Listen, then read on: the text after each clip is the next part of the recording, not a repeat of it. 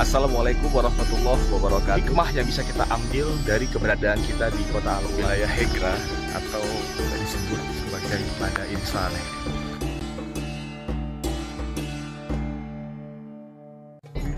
Assalamualaikum warahmatullahi wabarakatuh.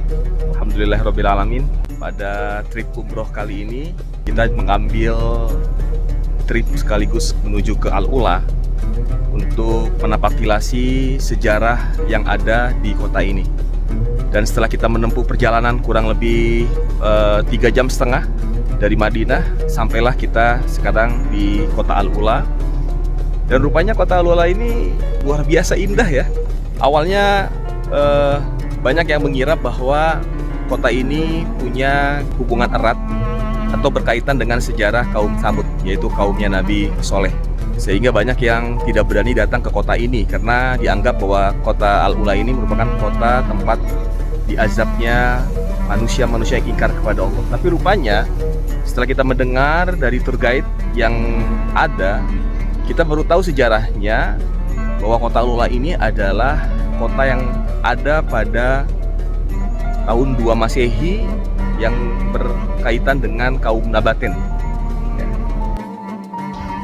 Ya, kita tidak tahu pasti ya apakah kaum Nabaten ini merupakan bagian atau kaum yang akhirnya disebut menjadi kaum Tsamud. Karena kaum Nabaten itu disebutkan dalam sejarah ada pada abad 2 Masehi, sementara kaum Tsamud itu jauh sebelum kaum Nabaten tentunya, karena berada di masa Nabi Soleh. Tapi apapun itu,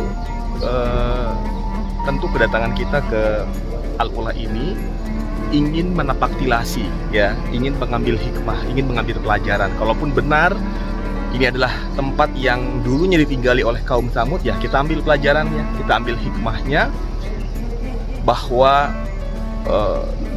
sebagai manusia kita harus menjadi orang yang taat dengan peraturan, taat dengan ketentuan, dan tentu segala pelanggaran yang kita lakukan pasti akan ada konsekuensinya dalam hidup ini. Itu mungkin diantara hikmah yang bisa kita ambil dari keberadaan kita di kota Al-Ula. Jadi bisa saja kita niatkan ke kota Al-Ula ini bukan untuk wisata, tapi ingin menapaktilasi, mengambil pelajaran dan hikmah dari sejarah umat manusia yang pernah ada. Demikian. Dan nanti pada video rekaman berikutnya akan kita saksikan bagaimana keindahan dan uniknya pemandangan di kota Al-Ula ini. Kotanya bagus sekali dan terdapat resort sekarang, tempat-tempat penginapan, tempat-tempat restoran ya untuk wisatawan-wisatawan yang datang berkunjung ke kota ini. Luar biasa. Ini salah satu resort, namanya Sahara Resort.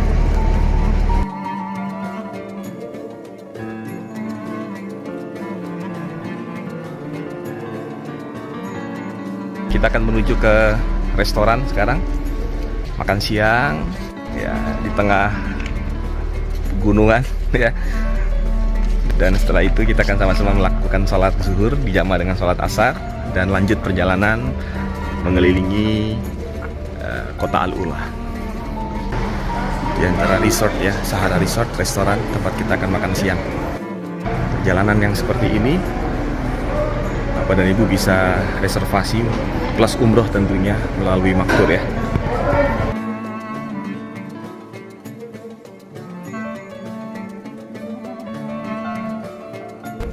Kita lihat lebih dekat ya, seperti ini penampakannya. Tetapi memang kesuburan tanahnya tidak terganggu ya, walaupun ini berada di tengah gunung batu. Pohon-pohon kurma juga tumbuh dengan subur. Ya, terdapat kamar-kamar yang juga disewakan bagi wisatawan yang ingin bermalam di Al-Ula di bawah gunung. Sampai sisi sebelah sana, itu kamar-kamar semuanya.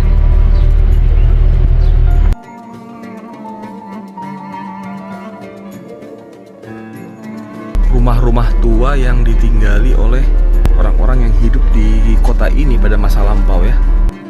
Hegra ini adalah penduduknya berasal dari penduduk Petra yang bermigrasi ke wilayah ini. Makanya daerah itu dikenal dengan nama Hegra, yang artinya hijrah, pindah. Jadi memang di kota ini ada penduduknya ya.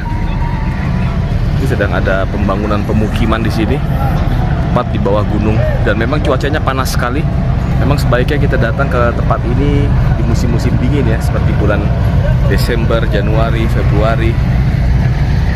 Saya terlupa membawa kacamata dan payung. Nah, memang cuacanya cukup panas ya, 40 derajat. Gersang memang di tempat ini. Ya, ini di antara resortnya juga ya. Penyewaan untuk istirahat, tempat toko-toko. Ini adalah batas yang memisahkan antara kota tua ya, yang ada di sebelah kiri, tidak lagi ditinggali, hanya ada penyewaan-penyewaan untuk kafe dan resto. Lalu di sebelah kanannya inilah kota baru, Al-Jadidiyah namanya, dan ini ditinggali manusia. Kita lihat ya, seperti perumahan, seperti komplek ya. Beda sekali kondisi bangunannya antara Old Town tadi, kota tua yang ada di sebelah kiri, dengan yang disebut dengan Al-Jadidiyah. Pemukimannya atau bangunannya sudah kelihatan modern. Tapi walaupun demikian, ini pun sepi ya, tidak banyak pemukiman, tidak banyak manusia atau orang ada di tempat ini. Hanya segelintir orang, tapi bisa juga ini adalah replika saja tentang situasi yang disebut dengan Al-Jadidiyah, kota baru, yang sebelah sana itu katanya ditinggali oleh pemukiman penduduk. Kita berada di Masjid Ammar bin Yasar, salah satu sahabat Rasulullah ya, diambil namanya. Bapak dan Ibu yang ingin juga mendatangi kota Al-Ula ini, silakan bisa nanti cek deskripsi, akan ada informasi mengenai paket umroh sekaligus Al-Ula. Baik, kita lihat lebih dekat sekarang ya, kondisi Old Town ya, kota tua yang sudah tidak lagi ditinggali dan hanya disewakan sebagai resto, kafe, atau tempat-tempat yang menjadi tempat wisata, disimbolkan saja. Dan ini memang bangunannya bangunan asli yang sedikit dipercantik ya, sebagai tempat tinggal pada masa itu ya. Nah, ini ada toko yang menjual beberapa bumbu-bumbu untuk masak. Kalau lihat penampakannya, ini sepertinya tempat untuk pertunjukan ya, tapi entah pertunjukan apa yang ada di sini. Pas di bawah gunung Al-Ula ini.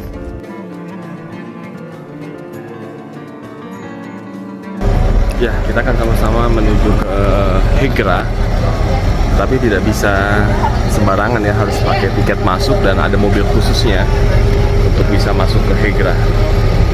Kita sedang di ruang tunggu, welcome drink dan snack untuk menunggu dari bus atau bis yang akan kita pakai untuk masuk ke Hegra.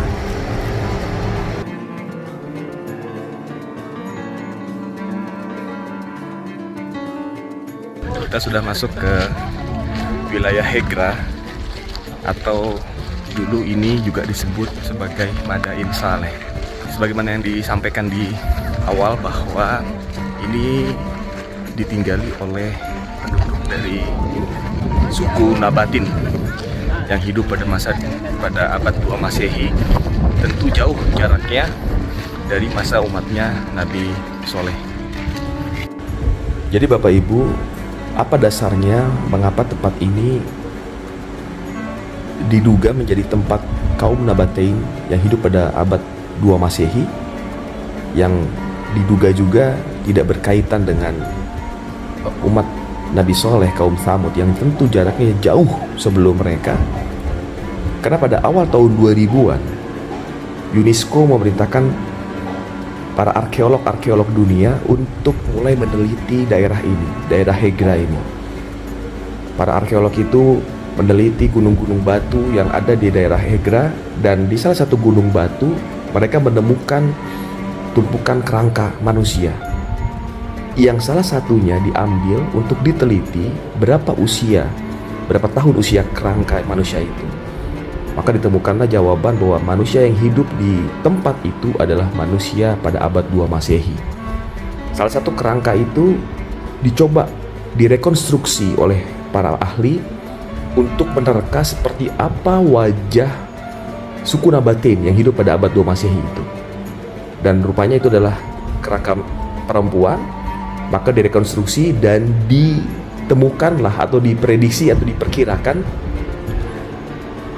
sosok perempuan yang hidup pada masa 2 abad Masehi itu adalah seperti gambar ini yang kita kenal dengan nama Hinat ini. Nah, lalu yang kedua, diriwayatkan memang pernah Rasulullah itu berada di Al-Ula, di Hegra ini, lalu beliau meminta para sahabatnya untuk bergegas cepat, tidak berlama-lama di Al-Ula atau di Hegra ini. Mengapa demikian? Besar dugaan, Bapak dan Ibu, besar dugaan ya. Di salah satu lubang gunung yang disebut sebagai tempat suku Nabatein ini rapat ya, ditemukan ada 3 simbol yang menurut para arkeolog diduga itu adalah simbol dari berhala yang mereka sembah. Lata, Manat, Uzza. Ya, 3 berhala besar yang juga disembah oleh orang-orang jahiliyah pada masa sebelum kerasulan Nabi Muhammad SAW. Bahkan diduga juga suku Nabatein inilah yang membawa paham penyembahan berhala ini ke wilayah Jazirah Arab. Karena pada awalnya Jazirah Arab, dalam hal ini mungkin kita bisa sebut Mekah ya, lebih khusus ya, adalah orang-orang yang menganut paham Ibrahimiyah atau masuk dalam kategori orang-orang yang mengesahkan Tuhan, mengesahkan Allah. Karena mereka turun-menurun mempercayai kepercayaan Ibrahim. Tetapi kepercayaan itu rusak dibawa oleh paham dari suku Nabatein ya.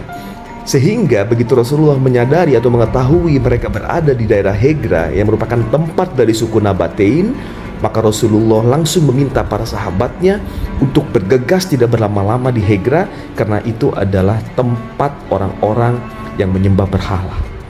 Wallahu a'lam bishawab, Bapak dan Ibu yang saya hormati. Tapi yang pasti, satu niat kita untuk datang ke tempat ini adalah menapaktilasi ya, tempat bersejarah, untuk mengambil hikmah dan pelajaran dari tempat ini yang bisa kita pelajari. Salah satu gunung yang ada di area Hegra ini, Jabal Al-Banat, kita lihat. Dan ini berbeda ya, Jabal Al-Banat ini dengan gunung yang tadi, Jabal At-Talib. Oke. Apa bedanya? Kita lihat di sana bagaimana gunung yang sebesar ini mereka pahat di tengah situ. Ini dan mereka bikin bangunan yang cakep banget gitu, indah banget bangunannya. Di gunung yang sebesar ini mereka ukir seindah itu, keren banget. Jadi memang butuh waktu 1 hari full. Kita membayar paket $140, sudah termasuk bis, tour guide, air, makanan siang, dan nanti 1 kali lagi makan malam. Plus tour guide yang akan memandu kita selama berada di Hegra. Menurut saya worth it banget harganya untuk sesuatu yang luar biasa ini.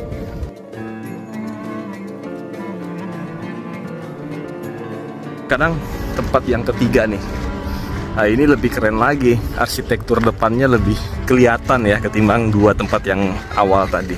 Dan kita nggak akan nyangka bahwa ini dibikin atau dibuat oleh manusia pada abad 2 Masehi. Dan model pahatannya selalu sama, bentuknya selalu sama, karena ini melambangkan kepercayaan mereka pada masa itu. Dan satu lagi tempat ikonik yang tidak boleh kita lewatkan ketika kita berkunjung ke Al-Ula ini adalah Elephant Rock. Elephant Rock ini adalah batu pegunungan biasa, tetapi karena terjadi proses alami, maka batu-batu itu tergerus lalu membentuk seperti sosok seekor gajah. Maka menjadilah batu yang kita sebut dengan Elephant Rock yang unik gitu ya kalau kita lihat penampakannya. Dan karena ini adalah tempat wisata, maka disiapkan juga oleh pemerintah Saudi tempat-tempat, restoran-restoran, kafe-kafe untuk memanjakan para wisatawan yang datang ke Elatan